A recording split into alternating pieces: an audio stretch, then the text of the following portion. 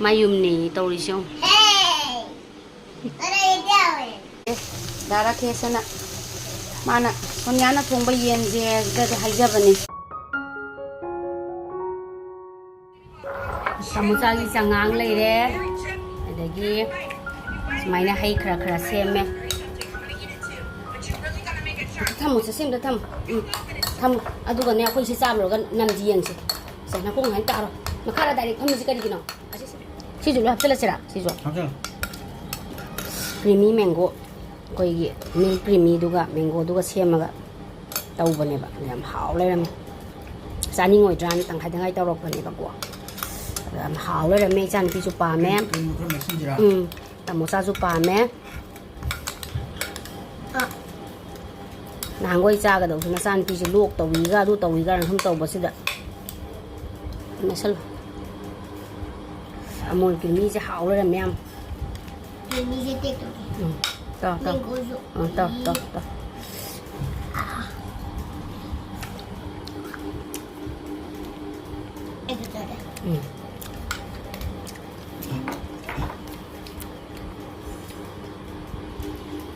hào ra mango đi cho chọc ra rồi chân này tiền cái hết ta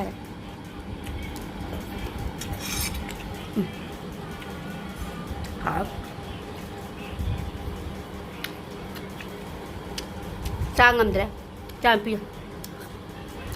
ngâm cha gần đi sự gặp cha nó cũng chuẩn lấy ra cả cái đi tầm ra na chicken cha ninh nghe na hard chicken sẽ lấy ra lại bọc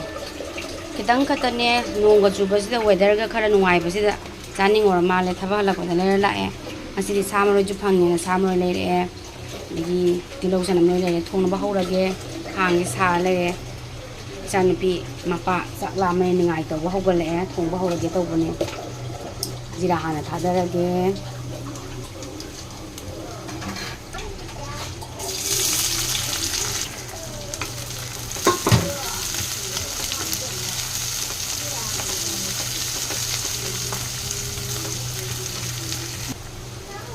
khoi mung da di aina tan na laite aina thongba haina ri bani madamam da di aina thongba yen thongba na haina ri bani amutai mama na bam khak lai dara khesana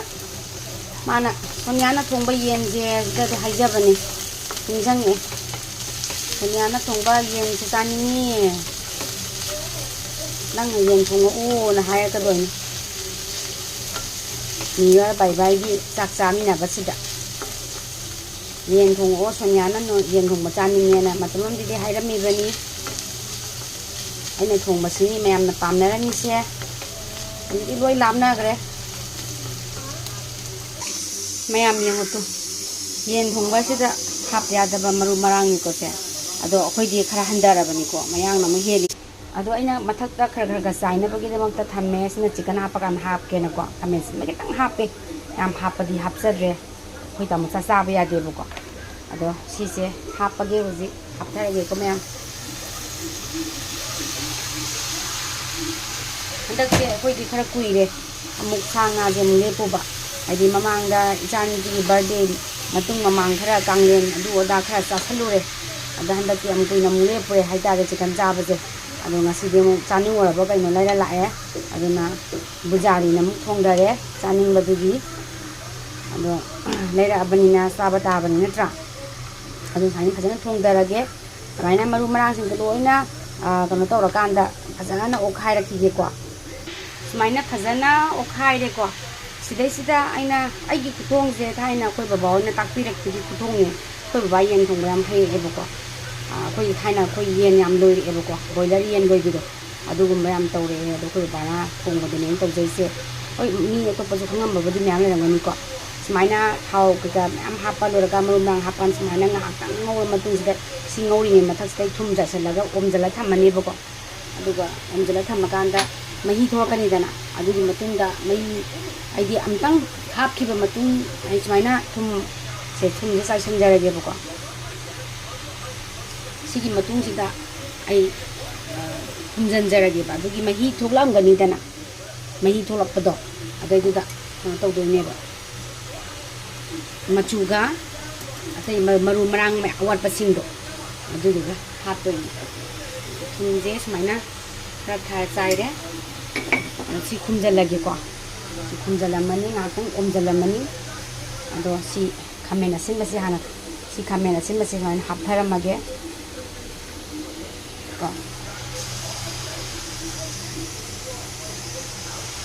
ana hapaga omjalamani bako ado omjalakana magi mahi taramba matungdo aduda amtang go khai minerakanda maru marang leiriba singse amuri lakhidoineba amai tawjage mayam yengminase ko am yengminarase ko sumai leire ko paina mahi thom doineba ado sigi mahi thokpe tanja se da amtang go khai birakanda kano thagdai machuga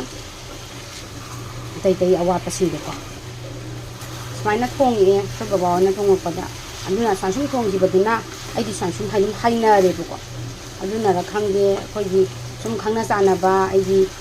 family gi maigai de sum imanaba dum hawe hana dum hai phajana mahau lam leye kamai thonggi kaina hangok pasi yawe ko dudi masam khang thagla de ko sumaina nang je khoga kansida api ho bai tare ko mamu marang le ko nam ahaman machu hana thage machu su loi sale bai tan za moi sale am ko machu hana thage dukan gi khangge dukan da leba machu si yamna dum phajai ba ko mun khangge mai to bujana machu si dum phajai injang thongda kitang thasu machu yamna phajabadang tawe ina chicken masala ni ko chicken masala se khara jinge duga meat masala mu thake ko sai khara chai ga du khara mu chai che ko duga garam masala do garam masala do sai khara chai ga ko ji khara mu chai che ko sumai leire duga sai phadiwa maruga jira maruga do chung kitang chai sange mana myam nusi hai tare si tha kanda duga mu si samroje sem tang thake ana ngau goine myam in thon de sumai to we hai tare myam ek takunje mai panbam ji tang na tai ja da noi si palamba masagi mai mangang ji budi dum kana tawjaba duga tang sai wai gum da kada nang na sai wai gum da nang na palam boy di am phajana ura seng khanggadoi ne ko khangba ngamba ngamdaba khangge aina sidi yengwada di am phajaba hai tare ko ado phone sida di kogi phajadar da na sum tawba hai tare rase sida ngawra ga chaninga kana dum ngaugi ba ko aduga mahi pamba mahi hapaga thoninga kana resi tanja se dum mahi hapaga yare ko Zarabi yung maya, zabani da. How do man draw, subwa.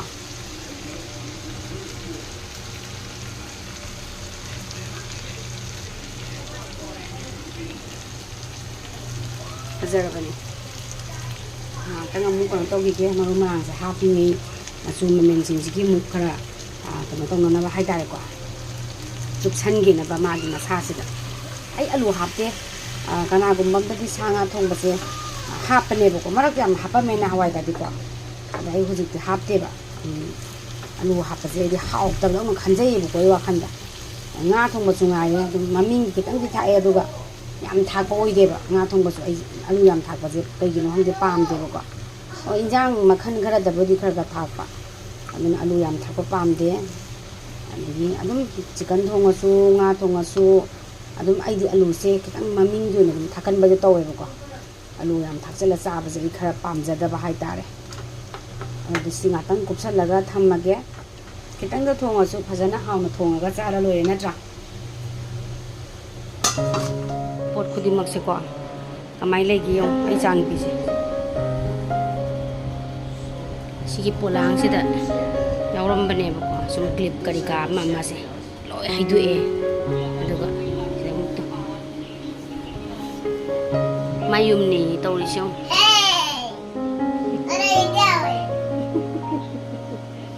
ꯁꯥꯟꯅꯈꯤꯕꯁꯦ ꯁꯤꯗꯁꯨ ꯁꯥꯟꯅꯔꯤꯕ ꯂꯣꯏ ꯂꯝꯁꯦ ꯀꯟꯕꯖꯥꯠꯅꯤ ꯃꯥꯅ ꯁꯥꯟꯅꯔꯤꯕ ꯃꯑꯣꯡꯁꯦ ꯁꯤꯅꯤꯁꯤ ꯃꯥꯅ ꯁꯥꯟꯅꯖꯔꯤꯁꯦ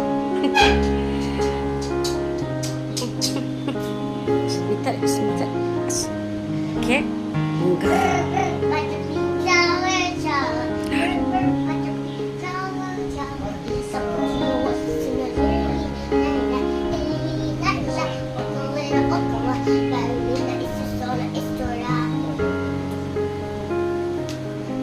Ungger, tiep, ungger.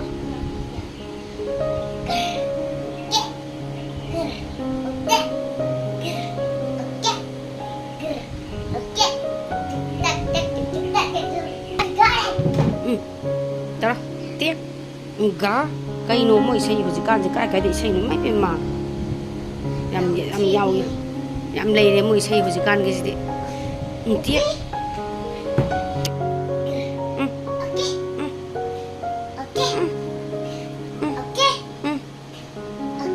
ꯌꯥꯔꯦ ꯂꯥꯛꯑꯦ ꯃꯌꯥꯝ ꯁꯨꯃꯥꯏꯅ ꯂꯩꯔꯦ ꯀꯪꯅ ꯉꯧꯖꯕꯗꯣ ꯂꯣꯏꯔꯦ ꯇꯥꯃꯣꯆꯥ ꯆꯥꯕ ꯍꯧꯒ꯭ꯔꯦ ꯂꯣꯏꯈ꯭ꯔꯦꯅꯦ ꯏꯃꯥ ꯑꯩꯗꯤ ꯍꯧꯖꯤꯛꯇ ꯄꯨꯊꯣꯛꯇ ꯉꯥꯏꯔꯤ ꯂꯣꯏꯒꯤ ꯂꯩꯔꯝꯃꯦ